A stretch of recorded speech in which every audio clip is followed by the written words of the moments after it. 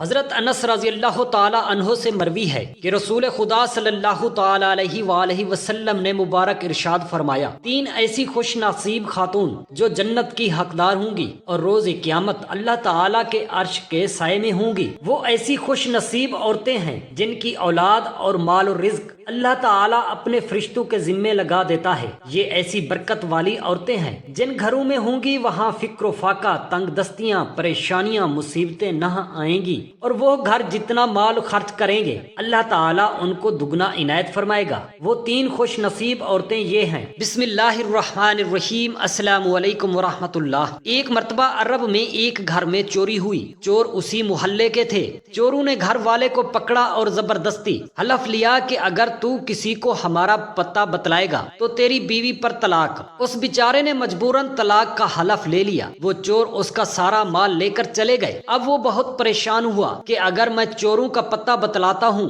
تو مال تو مل جائے گا مگر بیوی ہاتھ سے نکل جائے گی، اور اگر پتہ نہیں بتلاتا ہوں تو بیوی تو رہے گی مگر سارا گھر خالی ہو جاتا ہے۔ تو مال اور بیوی میں تقابل پڑ گیا، یا تو مال رکھے یا بیوی رکھے، اور کسی سے کہہ بھی نہیں سکتا تھا کیونکہ وہ عہد کر چکا تھا۔ پھر امام صاحب کی مجلس میں حاضر ہوا۔ وہ بہت غمگین اور اداس اور پریشان تھا۔ امام صاحب نے فرمایا کہ آج تم بہت اداس ہو، کیا بات ہے؟ اس نے کہا کہ حضرت میں کہہ بھی نہیں سکتا، اگر بتاتا ہوں تو بچوں کی ماں سے جاتا ہوں، میں دوہری کیفیت میں دو چار ہو گیا ہوں، میں سمجھ نہیں پا رہا، اب میں کروں تو کیا کروں؟ امام صاحب نے فرمایا کہ کچھ تو کہو۔ اس نے کہا کہ حضرت اگر ہم نے کہا تو نہ جانے کیا ہو جائے گا۔ پھر امام صاحب نے فرمایا کہ اجمالن کہو۔ تو اس نے کہا کہ حضرت چوری ہو گئی ہے اور میں نے ان چوروں سے عہد کر لیا ہے کہ اگر میں نے ان چوروں کا کسی کو بتلایا تو بیوی پر طلاق ہو جائے گی، کیونکہ چوروں نے مجھ سے زبردستی حلف لے لیا تھا۔ مجھے معلوم ہے کہ چور کون ہیں، وہ تو محلے کے ہیں، لیکن اگر پتہ بتلاتا ہوں تو بیوی پر طلاق پڑ جائے گی۔ امام صاحب نے فرمایا کہ تو مطمئن رہے، بیوی بھی ہاتھ سے نہیں جائے گی اور مال بھی مل جائے گا، اور تو ہی پتہ بتلائے گا۔ کوفہ میں پھر شور ہو گیا کہ ابو حنیفہ یہ کیا کر رہے ہیں، یہ تو ایک عہد ہے، جب وہ پورا کرے گا تو بیوی پر طلاق پڑ جائے گی۔ یہ امام صاحب نے کیسے کہہ دیا کہ نہ بیوی جائے گی نہ مال جائے گا؟ علماء فقہا پریشان ہو گئے۔ امام صاحب نے فرمایا کہ کل ظہر کی نماز میں تمہارے محلے کی مسجد میں آ کر پڑھوں گا۔ چنانچہ امام صاحب تشریف لے گئے، وہاں نماز پڑھی اور اس کے بعد اعلان کر دیا کہ مسجد کے دروازے بند کر دیے جائیں، کوئی مسجد سے باہر نہ جائے۔ اس میں چور بھی تھے، اس مسجد کا ایک دروازہ کھول دیا، ایک طرف خود بیٹھ گئے اور ایک طرف اس کو بٹھا دیا، اور فرمایا کہ ایک ایک آدمی نکلے گا جو چور نہ ہو اس کے متعلق کہتے جانا یہ چور نہیں ہے، اور جب چور نکلنے لگے تو چپ ہو کر بیٹھ جانا۔ چنانچہ جو چور نہیں ہوتے تھے ان کے متعلق کہتا جاتا تھا کہ یہ بھی چور نہیں ہے،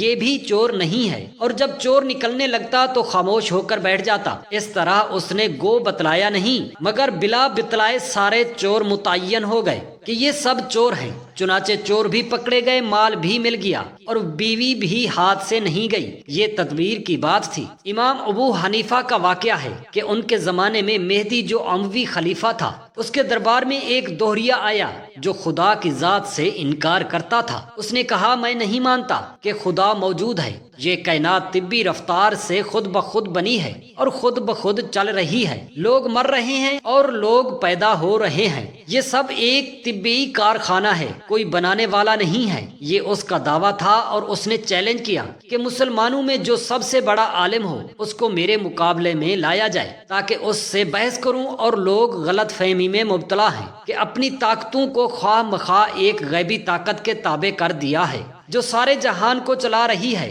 تو اس زمانے میں سب سے بڑے عالم امام ابو حنیفہ تھے۔ مہدی نے امام صاحب کے پاس آدمی بھیجا، رات کا وقت تھا، رات ہی کو خلیفہ کا دربار منعقد ہوتا تھا۔ آدمی بھیجا کہ وہ آ کر اس دوہریے سے بحث کریں اور اسے سمجھائیں اور راہ راست پر لائیں۔ چنانچہ آدمی پہنچا۔ بغداد میں ایک بہت بڑا دریا ہے، اسے دجلہ کہتے ہیں، اس کے ایک جانب شہری محلات تھے، ایک جانب شہر۔ تو امام ابو حنیفہ شہر میں رہتے تھے، اس لیے دریا پار کر کے آنا پڑتا تھا۔ اس نے کہا اصل میں دربار میں ایک دوہریہ آ گیا ہے اور وہ دعویٰ کر رہا ہے کہ خدا کا وجود نہیں ہے، کائنات خود بخود چل رہی ہے، آپ کو مناظرہ کے لیے بلایا ہے۔ امام صاحب نے فرمایا اچھا آپ جائیے کہہ دیں کہ میں آ رہا ہوں۔ وہ آدمی واپس گیا اور کہا کہ امام صاحب کو میں نے خبر کر دی ہے اور آپ آنے والے ہیں، اب دربار لگا ہوا ہے، خلیفہ عمرہ وزراء بیٹھے ہوئے ہیں اور دوہریہ بھی بیٹھا ہوا ہے، امام صاحب کا انتظار ہے، مگر امام صاحب نہیں آ رہے۔ رات کے 12 بج گئے، امام صاحب ندارد دوہریے کی بن آئی۔ اس نے کہا معلوم ہوتا ہے کہ امام صاحب ڈر گئے ہیں اور سمجھ گئے ہیں کہ کوئی بڑا فلسفی آیا ہے، میں اس سے نمٹ نہیں سکوں گا، اس واسطے گھر میں چھپ کر بیٹھ گئے، اور آپ یقین رکھیں وہ نہیں آئیں گے، میرے مقابلے میں کوئی نہیں آ سکتا۔ اب خلیفہ بھی متعامل ہے، درباری بھی حیران ہیں اور دوہریہ بیٹھا ہوا شیخی دکھا رہا ہے۔ جب رات کا 1 بجا تو امام صاحب پہنچے، دربار میں حاضر ہوئے، خلیفہ وقت نے تعظیم کی جیسے علماء ربانی کی جاتی ہے، تمام دربار کھڑا ہو گیا۔ خلیفہ نے امام صاحب سے کہا کہ آپ اتنی دیر میں کیوں آئے ہیں؟ آدمی رات کے 8 بجے بھیجا گیا تھا، اب رات کا 1 بجا ہے، آخر اتنی تاخیر کی کیا وجہ پیش آئی؟ شاہی حکم تھا، اس کی تعمیل جلد ہونی چاہیے تھی، نہ یہ کہ اس میں اتنی دیر لگائی جائے۔ امام صاحب نے فرمایا کہ ایک عجیب و غریب حادثہ پیش آ گیا ہے جس کی وجہ سے مجھے دیر لگی، اور عمر بھر میں نے ایسا واقعہ کبھی نہیں دیکھا تھا، میں حیران ہوں کہ کیا قصہ پیش آیا ہے۔ اس شد و مد سے بیان کہ سارا دربار حیران ہو گیا کہ کیا حادثہ پیش آ گیا ہوگا۔ فرمایا بس عجیب و غریب ہی واقعہ تھا، اور خود مجھے بھی ابھی تک سمجھ میں نہیں آ رہا کہ کیا قصہ تھا۔ جب سارے دربار کو خوب شوق دلا دیا اور سب سرتاپا شوق بن گئے، حتیٰ کہ خود امیر المؤمنین نے کہا کہ فرمائیے کیا قصہ پیش آیا؟ فرمایا قصہ یہ پیش آیا، جب میں شاہی محل میں اترنے کے لیے چلا ہوں تو دریا بیچ میں، دریا کے کنارے پر جو پہنچا تو اندھیری رات تھی، نہ کوئی ملاح تھا نہ کشتی تھی، آنے کا کوئی راستہ نہ تھا، میں حیران تھا کہ دریا کو کس طرح پار کروں گا۔ اسی 705 میں کھڑا ہوا تھا کہ میں نے یہ حادثہ دیکھا کہ دریا کے اندر سے خود بخود لکڑی کے نہایت عمدہ بنے بنائے تختے نکلنے شروع ہوئے،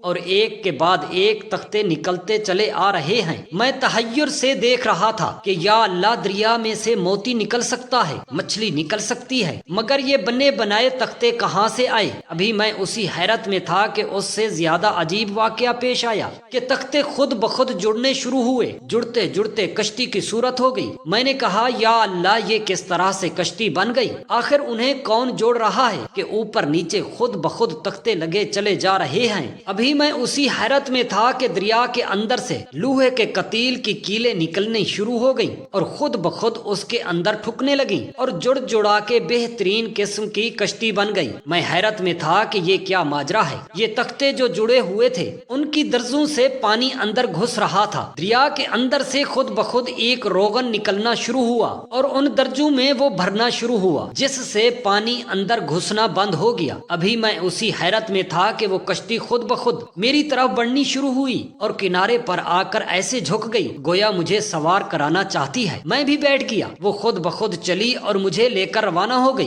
دریا کی دھار پر پہنچی، پانی ادھر کو جا رہا تھا، کشتی خود بخود ادھر کو جا رہی تھی کیونکہ شاہی محلات ادھر کو تھے۔ میں حیران تھا کہ یا اللہ، آخر پانی کے بہاؤ کے خلاف کون اسے لے جا رہا ہے؟ یہاں تک کہ شاہی محل کے قریب کنارے پر پہنچ گئی اور آخر جھک کر پھر کنارے پر کھڑی ہو گئی کہ میں اتر جاؤں، تو میں اتر گیا۔ پھر میرے دیکھتے ہی دیکھتے وہ کشتی غائب بھی ہو گئی۔ گھنٹہ بھر اس کنارے اور گھنٹہ بھر اس کنارے سوچتا رہا کہ یہ کیا قصہ تھا، یہ سانحہ جس کی وجہ سے تحیر میں کئی گھنٹے لگ گئے، اب تک سمجھ میں نہیں آیا کیا ماجرا تھا۔ اور میں امیر المؤمنین سے معافی چاہتا ہوں کہ 8 بجے بلایا گیا اور 1 بجے پہنچا ہوں۔ دوہریے نے کہا امام صاحب، میں نے تو یہ سنا تھا کہ آپ بڑے عالم ہیں، بڑے دانش مند اور فاضل مند آدمی ہیں، مگر بچوں کی سی باتیں کر رہے ہیں۔ بھلا یہ ممکن ہے کہ پانی میں سے خود بخود تختے نکل آئیں، خود ہی جڑنے لگیں، خود ہی کیلیں ٹھک جائیں، خود ہی روغن لگ جائے، خود آ کے کشتی اپنے آپ کو جھکا دے، آپ اس پر بیٹھ جائیں اور خود ہی وہ لے کے چل دے، خود ہی وہ کنارے پر پہنچا دے؟ یہ کوئی عقل میں آنے والی بات ہے؟ میں نے سمجھا تھا کہ آپ بڑے دانش مند، فاضل اور عالم ہیں، امام آپ کا لقب ہے، اور باتیں کر رہے ہیں آپ نادانوں اور بچوں جیسی۔ یہ کیسے ممکن ہے؟ کوئی کشتی بنانے والا نہیں، خود بخود بن گئی، کوئی کیلیں ٹھوکنے والا نہیں، خود بخود ٹھک گئیں، کوئی روغن بھرن والا نہیں، خود ہی بھر گیا، کوئی چلانے والا ملاح نہیں، خود ہی چل پڑی، کوئی سمجھانے والا نہیں، خود ہی سمجھ گئی کہ مجھے شاہی محل کے اوپر جانا ہے۔ یہ عقل میں آنے والی بات ہے؟ امام صاحب نے فرمایا اچھا، یہ بات نادانی اور بے وقوفی کی ہے؟ اس نے کہا جی ہاں۔ فرمایا ایک کشتی بغیر بنانے والے کے بن نہ سکے، بغیر چلانے والے کے چل نہ سکے، بغیر کیلیں ٹھوکنے والے کے اس کی کیلیں ٹھوک نہ سکیں، اور یہ اتنا بڑا جہان جس کی چھت آسمان ہے، جس کا فرش زمین ہے، جس کی فضا میں لاکھوں جانور ہیں، یہ خود بخود بن گیا، خود ہی چل رہا ہے، سورج بھی چاند بھی خود ہی چل رہے ہیں۔ یہ کوئی عقل میں آنے والی بات ہے؟ ایک معمولی کشتی جسے انسان بنا سکتا ہے،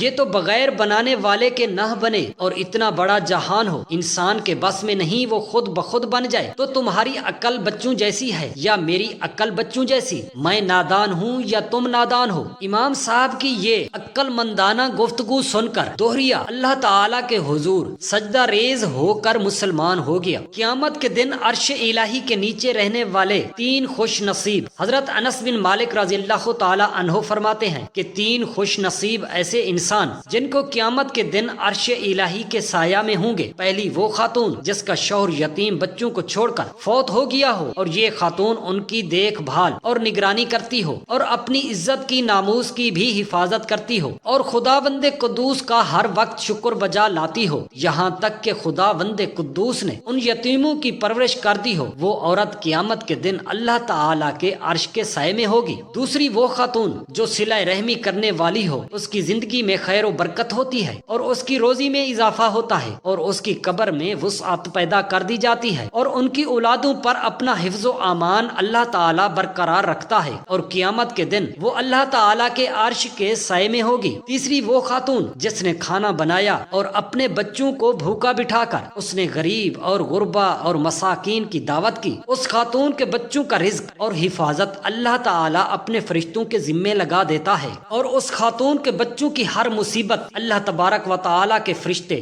آسانی سے حل کر دیتے ہیں، اور وہ تا زندگی اللہ تعالی کے حفظ و امان میں رہتے ہیں۔ وہ عورت قیامت کے دن اللہ تعالی کے عرش کے سائے میں ہوگی۔ اللہ تعالی سے دست ادب دعا ہے ہر میری بیٹی اور بیٹے کو ایسی مائیں عطا کرے، اور اللہ سے یہی امید ہے میرے تمام مسلمان بہن بھائیوں کے بچوں کی مائیں ایسی ہی ہوں گی۔ اللہ تبارک و تعالی ہم سب کو اپنے حفظ و امان میں رکھے، آمین یا رب العالمین۔ جزاک اللہ خیرا کثیرا۔